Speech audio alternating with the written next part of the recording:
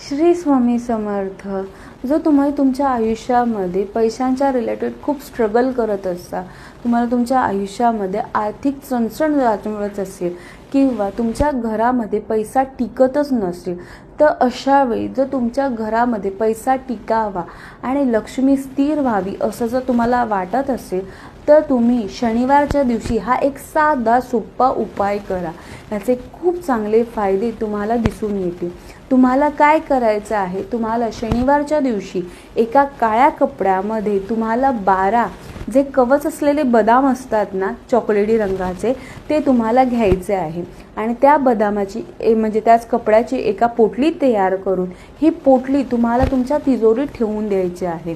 हा उपाय केल्यामुळे तुमच्या घरामध्ये जे काही म्हणजे पैसे खूप खर्च होतात ती खर्च कमी होतील आणि पैसे साठण्यास मदत होईल.